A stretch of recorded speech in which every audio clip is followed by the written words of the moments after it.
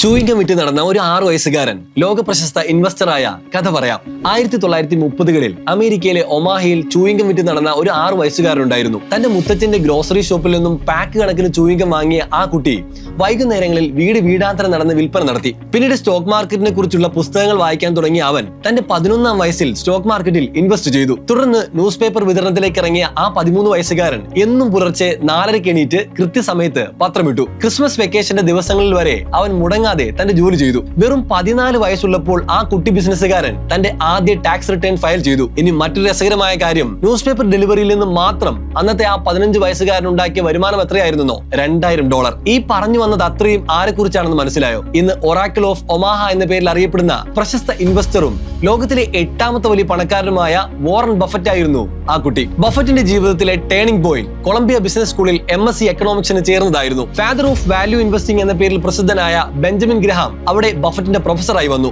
ഗ്രഹാമിന്റെ value ഇൻവെസ്റ്റിംഗിലെ ക്ലാസുകൾ ബഫറ്റിനെ വളരെയധികം സ്വാധീനിച്ചു.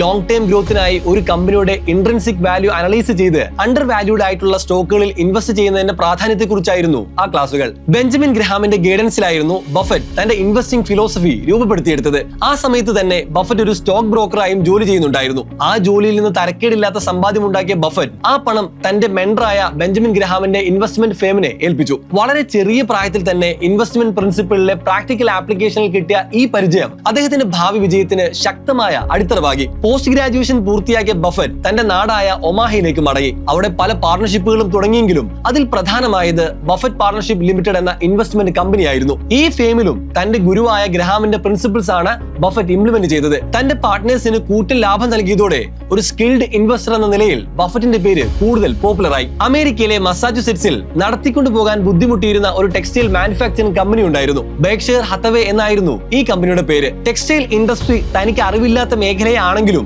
1965ൽ ബഫറ്റ് ഈ കമ്പനി അക്വയർ ചെയ്തു. ഇൻഷുറൻസ് ബിസിനസ്സിൽ ഇൻവെസ്റ്റ് ചെയ്യുന്നതിൽ ബഫറ്റ് പിന്നീട് ശ്രദ്ധ പതിപ്പിച്ചു. 1967ൽ നാഷണൽ ഇൻഡെംനിറ്റി കമ്പനിയെ വിലയ്ക്ക് വാങ്ങിയ അദ്ദേഹം 1976 ആയപ്പോഴേക്കും $4 മില്യൺ ഗീക്കോയെയും സ്വന്തമാക്കി.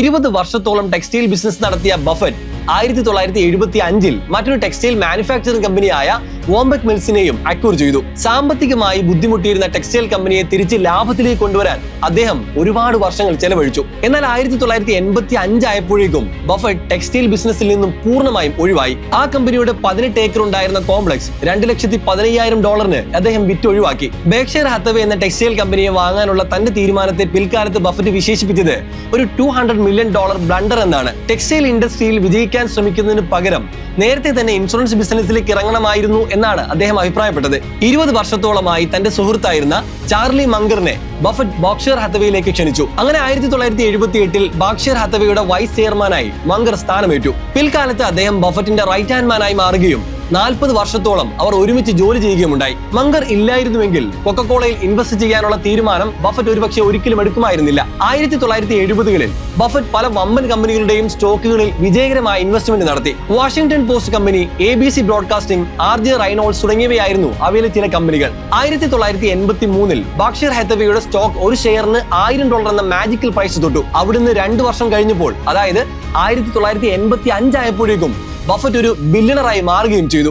$1 ട്രില്യൺ മാർക്കറ്റ് ക്യാപ് മറികടക്കുന്ന US-ലെ ആദ്യ നോൺ ടെക് കമ്പനി എന്ന റെക്കോർഡ് ഇന്ന് ബെർക്ക്ഷയർ ഹത്തവേയുടെ പേരിലാണ്. ലോകത്തിലെ വമ്പൻ കമ്പനികളിൽ പലതിലും ബെർക്ക്ഷയർ ഹത്തവേക്ക് ഇന്ന് ഷെയർ ഹോൾഡിംഗ് ഉണ്ട്. ഇവയിൽ ചിലത് apple, American express, bank of America എന്നിവയാണ്. ഇതുകൂടാതെ ബാറ്ററി കമ്പനിയായ ഡുറാസെൽ, റെസ്റ്റോറന്റ് ചെയിനായ ഡയറി ക്വീൻ എന്നിവയും ബെർക്ക്ഷയർ ഹത്തവേയുടെ ഉടമസ്ഥതയിലുള്ള കമ്പനികളാണ്. ഫോർബ്സിന്റെ കണക്ക് പ്രകാരം വാറൻ ബഫറ്റിന്റെ ഇന്നത്തെ നെറ്റ്വർത്ത് $146.2 ബില്യൺ ആണ്. 2025 ജനുവരിയിൽ ബഫറ്റ് തന്റെ പിൻഗാമിയെ പ്രഖ്യാപിച്ചു. അദ്ദേഹത്തിന്റെ മകനായ ഹോവേ ബഫറ്റ് ആയിരുന്നു അത്.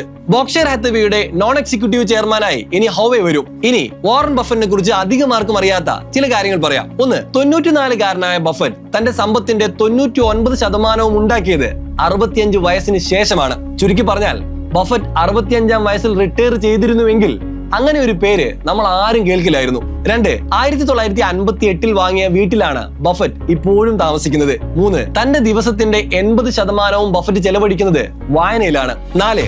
ബഫറ്റിന്റെ ഡെസ്കിൽ ഒരു കമ്പ്യൂട്ടറോ ഫോണോ ഇല്ല. തന്റെ ജീവിതത്തിൽ അദ്ദേഹം ഒരേ ഒരു ഇമെയിൽ അയച്ചിട്ടുള്ളൂ.